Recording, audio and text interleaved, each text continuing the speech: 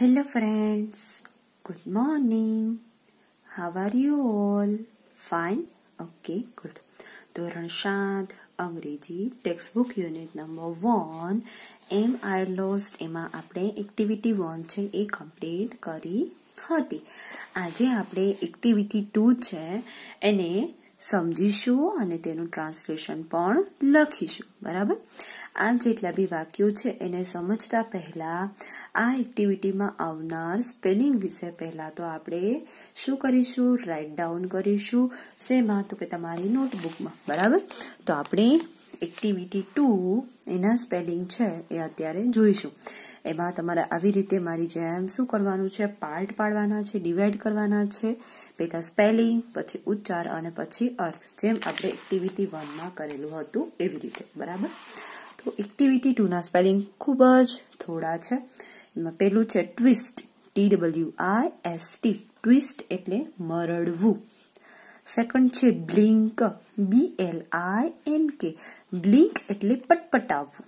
જે આપણે આપણી જે પાપણોથી આપણે આંખ પટપટાવીએ છીએ તેને કહેવાશે બ્લિંક. બરાબર?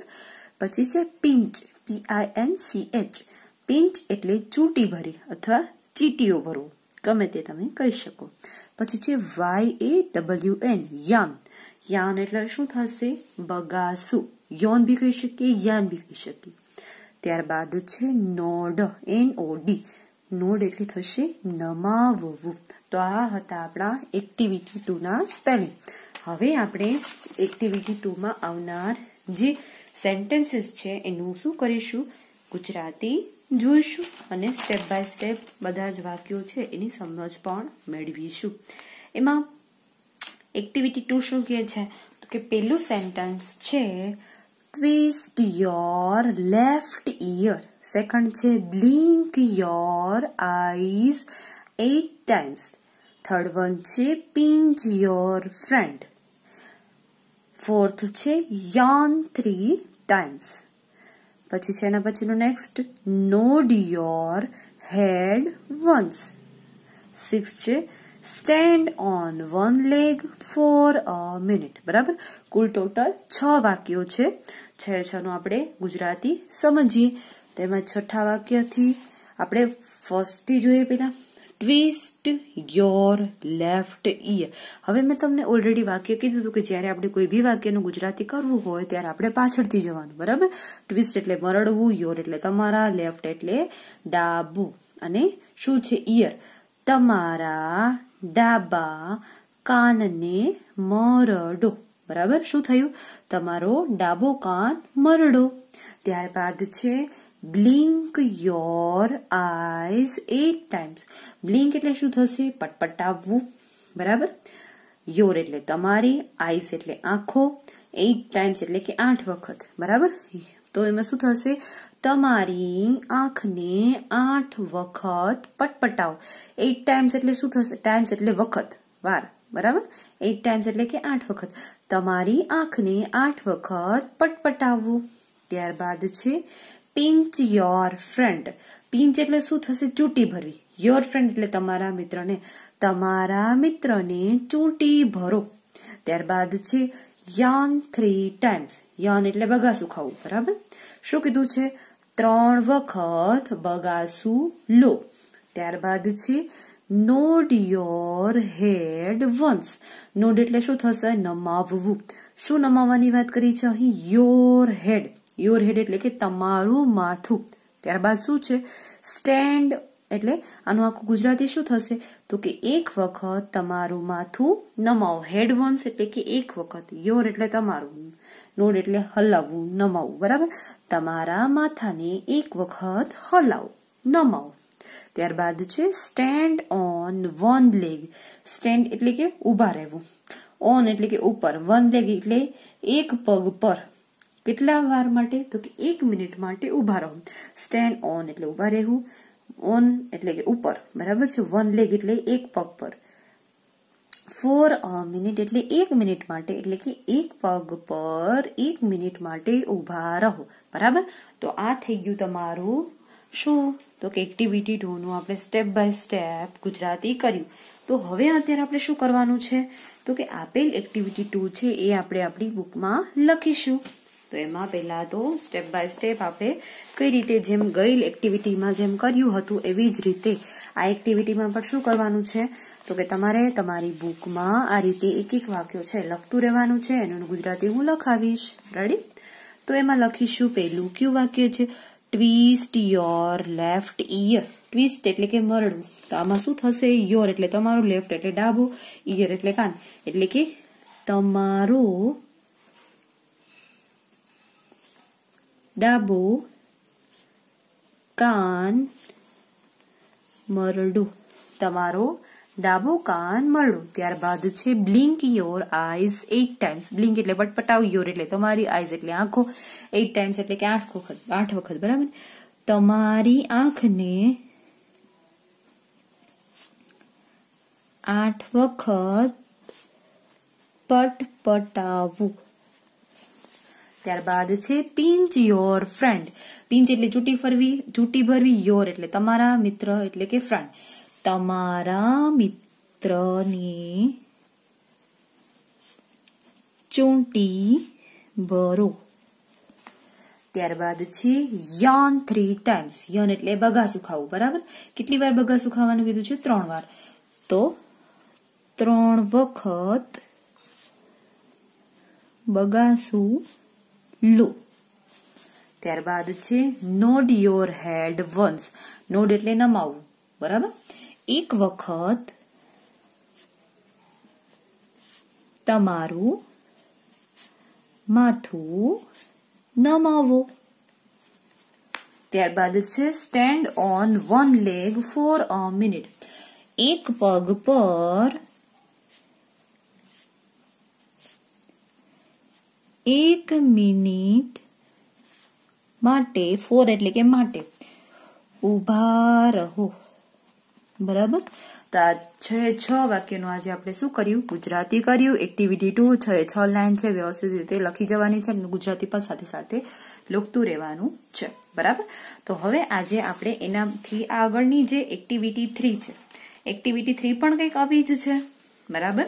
તો એક્ટિવિટી 3 શું કહે છે એ જોઈ લઈએ પહેલા તો તમારી જે ટેક્સ્ટ બુક છે એમાં એક્ટિવિટી 4 આપેલી છે. બરાબર? 3 કરવાની નથી.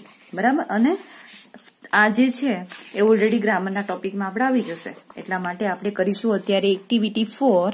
એક્ટિવિટી 4 છે એના સ્પેલિંગ પહેલા જોઈ લઈએ, પછી એક્ટિવિટી 4 શું કહેવામાં આવે છે એને સમજીશું. બરાબર? તો એક્ટિવિટી 4 ના સ્પેલિંગ જોઈ જાય ફટાફટ. એમાં છે એક્ટિવિટી 4 ના સ્પેલિંગમાં સિમ્બોલ એટલે થશે પ્રતીક.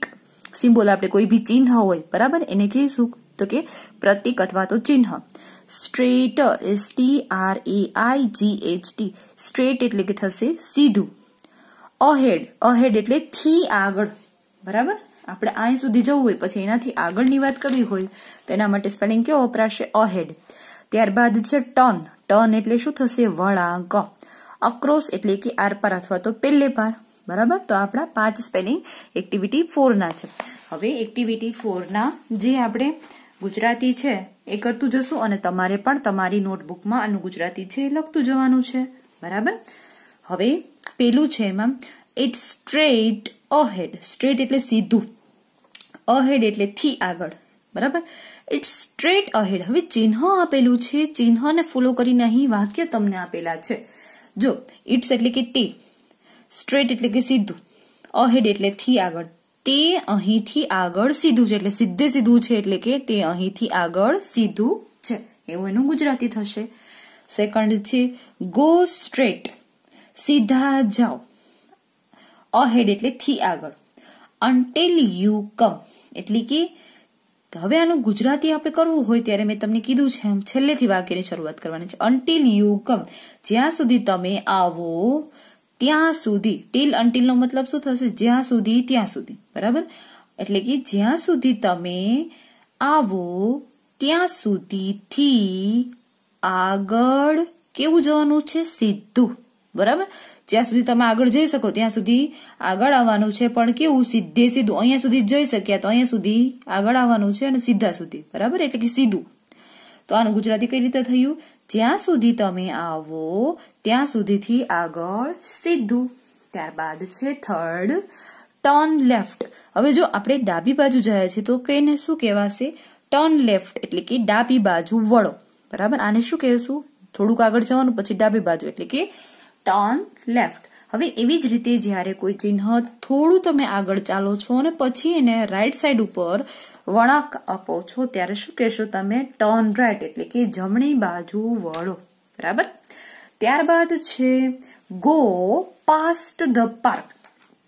હવે અહીંયા પાસ્ટ નો મતલબ શું લેવાનો છે? પાછળ. ખાસ યાદ રાખજો વિદ્યાર્થી મિત્રો, અહીં પાસ્ટ નો મતલબ લેવાનો છે પાછળ. બરાબર, વીતી ગયેલો સમય નહીં પણ પાસ્ટ એટલે કે પાછળ એવું લેવાનું છે. ગો પાસ્ટ ધ પાર્ક એટલે કે આગળ છે એ શું છે? તો કે પાર્ક છે. હવે પાર્કની પાછળ જાઓ. ગો એટલે કે જાઓ, તો આનું ગુજરાતી શું થશે? પાર્કની પાછળ જાઓ. ત્યારબાદ છે take the first second turning on your left. હવે તમે આ બાજુ બેઠા છો, બરાબર છો? આ તમે છો, તમારું મોઢું સામેની સાઈડ છે અને તમે અહીંયા છો. બરાબર, તમારો આ ડાબો હાથ છે અને આ બાજુ છે જમણો હાથ. બરાબર, તો આ બાજુ તમારી જમણી દિશા થશે, ડાબી દિશા થશે અને આ બાજુ જમણી દિશા થશે. તો તમારે આ બાજુની જે સાઇન છે તો એ કેવી થશે? લેફ્ટ. બરાબર, તો અહીં તમને એરો પણ કઈ દિશામાં આપ્યો છે? ડાબી બાજુ એટલે કે ડાબી બાજુ તમને લેફ્ટ સાઈડ તમને એરો આપ્યો છે. બરાબર, તો હવે કીધું છે શું? Take the first second turning. હવે આ ફર્સ્ટ ટર્નિંગ પોઈન્ટ લેફ્ટ બાજુ અને આ સેકન્ડ ટર્નિંગ પોઈન્ટ લેફ્ટ બાજુ, તો શું થયું? ટેક ધ ફર્સ્ટ પછી second turning on your left એટલે કે તમારા બાજુથી જે તમે બેઠા છો, જેમ કે મેં તમને હમણાં કહ્યું એમ તમારું મુખ ઓલી બાજુ છે, તમારો હાથ ડાબો આ બાજુ, જમણો આ બાજુ છે. તો તમારે શું કરવાનું છે? તમારી બાજુ પ્રથમ અને બીજો, તો એ વળાંક કેવો લેવાનો છે? ડાબી બાજુ તમારે બંને વળાંક લેવાના છે. આ મોટો વળાંક છે, એના પછીનો નીચેનો છે એ નાનો વળાંક છે. તો તમારા બાજુ પ્રથમ અને બીજો ડાબી બાજુ વળાંક લો. ત્યારબાદ છે take the first second turning on your right. જેમ અહીં આપણે ડાબી બાજુ વળાંક લીધો હતો એવી જ રીતે નેક્સ્ટ છે કેવો વળાંક લેવાનો છે? રાઈટ સાઈડ એટલે કે જમણી બાજુ વળાંક લેવાનો છે. જેમ આપણે મોટો વળાંક લીધો હતો એવી જ રીતે બીજો પણ વળાંક જમણી બાજુ લેવાનો છે એટલે કે રાઈટ સાઈડ. તમારા બાજુથી એટલે આ બાજુ છે તમારો રાઈટ આવશે અને આ બાજુ છે લેફ્ટ આવશે. રેડી? તો તમારા બાજુ પ્રથમ અને બીજો જમણી બાજુ વળાંક લો. ત્યારબાદ છે ઇટ્સ ઓન ધ રાઈટ. હવે એમ કહે છે કે જ્યારે કોઈ ચોકડીની નિશાની છે ને એને તમારે રાઈટ કહેવાની છે, જે દિશામાં હોય, મતલબ કે જે બાજુ હોય. આ જમણી બાજુ થશે અને આ ડાબી બાજુ થશે. બરાબર, તો તમને જમણી બાજુ કીધું હોય, આ એરો છે એ ડાબી બાજુ છે અને જે રોંગની નિશાની છે એ કેવી થશે? રાઈટ સાઈડ ઉપર એટલે કે જમણી બાજુ. તો આપણે કહીશું શું? તે જમણી બાજુએ છે. હવે આ રોંગની નિશાની છે એ રાઈટ સાઈડ ઉપર છે એટલે કે જમણી બાજુ છે. હવે એવી જ રીતે અહીં નેક્સ્ટ સિમ્બોલમાં તમને આપ્યું છે કે રોંગની નિશાની છે એ લેફ્ટ સાઈડ છે એટલે કે ડાબી બાજુ છે અને એરો છે કેવી રીતે થશે? તો કે જમણી બાજુએ એરો થશે અને ડાબી બાજુએ રોંગની નિશાની થશે. બરાબર, ઇટ્સ ઓન ધ રાઈટ એટલે કે તે જમણી બાજુએ છે એટલે આ રોંગની નિશાની, અને અહીં શું છે? ઇટ્સ ઓન ધ લેફ્ટ એટલે કે તે ડાબી બાજુએ છે. શું? લેફ્ટ જે રોંગની નિશાની. ત્યારબાદ છે go across the cross road. Cross road એટલે શું થશે? તો કે જ્યારે કોઈ રસ્તો છે, અહીં તમને ખબર જ છે કે અહીં રસ્તો છે. બરાબર, અમુક રસ્તો આ બાજુ છે ને અમુક રસ્તો એટલે કે સિંગલ જ છે, વચ્ચેથી એક એરો પસાર થાય છે. Go across the cross road એટલે કે તેની આરપાર જાઓ. ક્રોસ રોડ એટલે કે અક્રોસ એટલે શું થવું? તો કે પહેલે પાર. બરાબર, તો હવે રસ્તા છે એમાં બે રોડ મળે છે, એક રસ્તો છે. બરાબર, એમાં બંને સાઈડ તમને મળે છે. તો ક્રોસ રસ્તા પર બે રોડ છે. આપણે શું કહેવાય? આ જે ક્રોસ રસ્તો છે એમાં પર બે રોડ છે. બરાબર, તેની આરપાર તમારે જોવાનું છે. હવે આ આખો રોડ છે એની વચ્ચેનો ભાગ છે એ સિગ્નલ છે એટલે રોડ બે ભાગમાં ડિવાઈડ થઈ ગયા, એક આ બાજુ અને એક આ બાજુ. તો તમારે આખા રોડને જો એની આરપાર જવું હોય તો તમે કઈ રીતે જશો? આવી રીતે. બરાબર, એટલે આનું ગુજરાતી શું થશે? ક્રોસ રસ્તા પર બે રોડ છે તેની આરપાર જવું. બરાબર. તો આ હતી આજની આપણી એક્ટિવિટી 4. એના આપણે શું જોયા? તો કે સિમ્બોલ જોયા, સિમ્બોલને સમજ્યા અને એનું ગુજરાતી કર્યું. તમારે આ જેટલા બી સિમ્બોલ મેં તમને સમજાવેલા છે એના ગુજરાતી પણ તમારી બુકમાં તમારે લખતું રહેવાનું છે. બરાબર. તો આપણે કઈ કઈ એક્ટિવિટી કમ્પ્લીટ કરી? Activity 1, activity 2 and activity 4. બરાબર. નેક્સ્ટ લેક્ચરમાં મળીશું એક્ટિવિટી 5 સાથે. ત્યાં સુધી બાય બાય. Thank you.